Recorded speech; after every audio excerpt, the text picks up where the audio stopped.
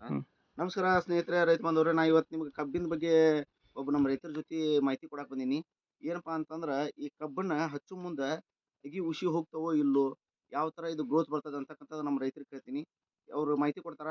ನೋಡಿ ಸ್ನೇಹಿತರೆ, ನಮಸ್ಕಾರ ರೀ. ನಮಸ್ಕಾರ. ಅನ್ನಾರ, ಈಗ ನೀವು ಕಬ್ಬು ಹಚ್ತಿರಲ್ಲ, ಈಗ ಒಂದು ಕಬ್ಬಿನೊಳಗ ಎಷ್ಟು ಬೀಜ ಇರ್ತೈತ್ರಿ ಇದು? ಇದು ಒಂದ್ ಚೋಟ್ಗೊಂದ್ ಬೀಜ ಇರ್ತೈತ್ರಿ. ಹಾಂ. ಅಗಿ ಹಚ್ಬೇಕಾದ್ರೆ ನಾವು ದೀಡ್ ಫೂಟಿ ಒಂದ್ ಹಚ್ಬೇಕು. ದೀಡ್ ಪುಟಿ ಒಂದು ಅಗಿ ರೀ. ಹಚ್ಬೇಕು. ಹ್ಞೂ. ಒಂದ್ ಅಗಿ ಸತ್ತಪ್ಪ ಅಂತಂದ್ರ 3 ಫೂಟ್ ಗ್ಯಾಪ್ ಆಕತಿ. ಹ್ಞೂ. ಇದ್ರಾಗ 2 ಬೀಜ ಸಾಯಿಲ್ ನಮಗ. ಹ್ಞೂ. ನಮ್ ಲೆಕ್ಕ ಕರೆಕ್ಟ್ ಸಿಗತೈತಿ. ಹಾ. ಆದ್ರ ಅಗಿ ಹಚ್ಚುಕಿನ ಇದನ್ನ ತುಳಿದ್ರಿಂದ ಹ್ಞೂ. ಇಳುವರಿ ಜಾಸ್ತಿ ಬರ್ತೈತಿ. ಹ್ಞೂ. ಫಂಗ್ ಹೊಡ್ತೈತಿ ಜಾಸ್ತಿ ಇದು. ಹ್ಞೂ. ಜಾಸ್ತಿ ವೇಟೇಜ್ ಬರುತ್ತೆ. ಗ್ರೋತ್ ಜಾಸ್ತಿ ಆಗತ್ತೆ ಅಂತೀರಿ ಹೌದ್ ನೀವು. ಹೌದ್ ಹೌದ್ ಹೌದ್. ಇದನ್ನ ಹಚ್ಬೇಕಾದ್ರ ಖರ್ಚು ರೀ ಖರ್ಚು ಒಣ್ಯಾಗ ಖರ್ಚು ಬರ್ತೈತಿ. ಭಾಳ ಬರ್ತೇನ್ರಿ? ಒಣ್ಯಾಗ ಖರ್ಚು ಬರ್ತೈತಿ. ಆದ್ರೆ 2ನೇದ್ದು 3ನೇ ಕೊಯ್ತೇನೆ ಐತಿ ನೋಡ್ರಿ. ಹ್ಞೂ. ಗೊಬ್ಬರ ಅಷ್ಟ ನಾವ್ ಹಾಕ್ಬೇಕು. ಅಂದಾಜು ಒಣ್ಣೆ ಹಚ್ಚು ಮುಂದೆ ಎಷ್ಟು ಬರ್ಬೋದು ಖರ್ಚು? ಇದು ಒಂದ್ ಎಕರೆಕ ಹ್ಞೂ. ಈಗ 3 ಟನ್ ಕಬ್ಬು ತಗೊಂತೀವಿ. ಹ್ಞೂ. 3 ಟನ್ ತಗೊಂಡಿಪ್ಪ ಅಂತಂದ್ರ ಒಂದು ಟನ್ನಿಗೆ ಏನು ರೇಟ್ ಒಂದ್ ಅದು? ಟನ್ನಿಗೆ 4,000 ರೂಪಾಯಿ ಐತಿ. ಒಂದು ಟನ್ನಿಗೆ 4000. ಹೌದು. ಹ್ಞೂ. 4,000 ಆಮ್ಯಾಗ ಗೊಬ್ಬರ ಹ್ಞೂ. ಅದು ಹಿಡಿದಿಪ್ಪ ಅಂತ ಕನಿಷ್ಠ ಅಂದ್ರೂ ಒಂದು ಹಚ್ಚು ಖರ್ಚು ಅದನ್ನೆಲ್ಲ ಹಿಡಿದು ಒಂದು 20,000 ರಿಂದ 30,000 ರೂಪಾಯಿ ಬರ್ತೈತೆ.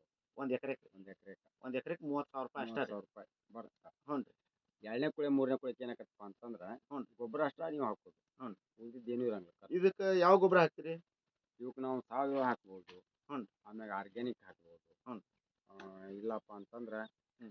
ಅದು ಮೀನಿನ ಗೊಬ್ಬರ ಅಂತ ಸಿಗತೈತಿ. ಹ್ಞೂ. ಅದನ್ನ ಹಾಕ್ತೀವಿ. ಹ್ಞೂ. ಆಮೇಲೆ ಯೂರಿಯಾ, ಪೊಟ್ಯಾಶ್ ಹಾಂ. ಆದ್ರೆ ಹೆಚ್ಚು ಗ್ರೋತ್ ಬರಾಕ ಯಾವ ಗೊಬ್ಬರ ಹಾಕಿದ್ರೆ ಚಲೋ ರೀ?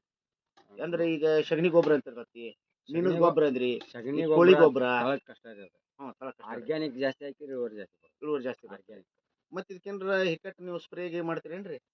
ಬರೇ ಎಣ್ಣೆನೂ ಐತಿ. ಹಾಂ.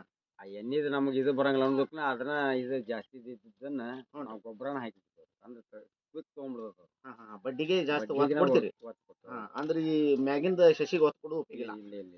ಹಾಂ. ಅಂದ್ರೆ ಬಡ್ಡಿಗೆ ಹಾಕೋದ್ರಿಂದ ಕಬ್ಬು ದಪ್ಪ ಆಕೈತಿ. ದಪ್ಪ ಆಗತ್ತೆ. ಈಗ ಇದು ಯಾವ ಇದು ಕಬ್ಬಿನ ಹೆಸರು ರೀ? 265. 265 ರೀ. ಅಂದ್ರೆ ನಿಮ್ಗೆ ಇಳುವರಿ 265 ಚಲೋ ಕಂಡತ್ತೇವ್. ಮತ್ತೆ ಇನ್ನೊಂದು 440 ಈ ಅದ ತರ ಬರ್ತಾವ್ರಿ? ಅದಾವ್ರಿ ತಳಿ ಎಲ್ಲ ಒಂದ ಈಗ 10,000 ಒಂದ್ ಐತಿ ಇದ್ರಾಗ. ಹ್ಮ್. ಅದು ಇದ ಬ್ರ್ಯಾಂಡ. ಹಾಂ. ಇದ ಅದು ಸೇಮ. ಹೆಸರು ಸುಮ್ಮ ಬೇರೆ ಬೇರೆ ಇಡೋದು. ಹೆಸರು ಬದ್ಲಿಟ್ಟಿರ್ತಾರ. ಅದು ಇದ ಹಾಂ. ಸೇಮ ಕಬ್ಬ್ ಬರ್ತೈತಿ. ಹ್ಮ್. ಹಿಂಗ ಐತಿ. ಇದೇನ್ರಿ ವೇಟ್ ಜಾಸ್ತಿ ಬರ್ತೈತಿ. ಹ್ಮ್. ಈಗ ನೀವು ಶಶಿ ಹಚ್ಚೋದ್ರಿಂದ ಚಲೋ ಅನ್ಸುತ್ತೆ, ಇದನ್ನ ತುಳಿಯೋದ್ರಿಂದ ಚಲೋ ಅನ್ಸುತ್ತೆ? ತುಳಿದ್ರಿಂದನ ಚಲೋ. ಚಲೋ ಹೌದಲ್ರಿ? ಹೌದು. ಯಾಕಂದ್ರೆ ಶಶಿಯಿಂದ ಇಲ್ಲ. ಇಳುವರಿ ಬರಲ್ಲ. ನಾವು ಸಸಿ ಹಚ್ಚೇವ್ರಿ. ಹ್ಮ್. ಆದ್ರ ನಾವ್ ಈ ಸಲ ಹೋದ್ ಸಸಿ ಹಚ್ಚಿದ್ವಿ. ಹ್ಮ್. ಈ ಸಲ ಈಗ ಇದನ್ನ ಇದು ಹಚ್ಚಿಂದ 30 ಟನ್ ಜಾಸ್ತಿ ಐತಿ ನಮ್ಗೆ 3 ಎಕರೆಕ. 3 ಎಕರೆ ಹೌದು. ಶಶಿಗೆ ಇದಕ್ಕಂದ್ರ. ಹೌದೌದು. ನೋಡ್ರಿ ರೈತ ಬಂದವ್ರೆ, ಶಶಿ ಹಚ್ಚೋದ್ರಿಂದ ಯಾಕ ಸರಿ ಇಲ್ಲ ಅಂತ ನಾನು ನಿಮ್ಗೆ ಪ್ರತಿ ಒಂದು ವಿಡಿಯೋದೊಳಗೆ ಹೇಳ್ತಾ ಹೋಗ್ತೀನಿ. ಅಂದ್ರೆ ನೋಡ್ರಿ, ನಮ್ಮ ರೈತರು ಹೇಳಿದ್ರೆ ಅವರು ಫಸ್ಟ್ನೇಕ ಈಗ ಶಶಿ ತಂದು ಹಚ್ಚಿದ್ರಂತ, ಅವಾಗಿಂದಕ್ಕ ಕಬ್ಬು ತುಳಿದಕ್ಕ 30 ಟನ್ ಜಾಸ್ತಿ ಮಾತಂತ. ನೀವು ಇದ್ರ ಮೇಲೆ ಲೆಕ್ಕ ಹಾಕಿ ಎಕರೆಕ 10 ಇದು ಟನ್ ಮಾಡ್ರಿ. ಹೆಚ್ಚಿಗೆ ಬಂದೈತಿ. ನೋಡ್ರಿ ರೈತ ಬಂದವ್ರ, ಎಕರೆಗೆ 10 ಟನ್ ಹೆಚ್ಚು ಬೀಳತಂತ. ಆದಷ್ಟು ನೀವು ತುಳಿತಕ್ಕಂಥ ಪ್ರಯತ್ನ ಮಾಡ್ರಿ. ಕಬ್ಬನ ಶಶಿ ತಂದು ಹಚ್ಚುವಂತ ಪ್ರಯತ್ನ ಮಾಡಕ್ ಹೋಗ್ಬೇಡ್ರಿ. ಇದನ್ನ ನಿಮ್ಗೆ ಹೊಳ್ಳಮಳ ಕೇಳೋದು.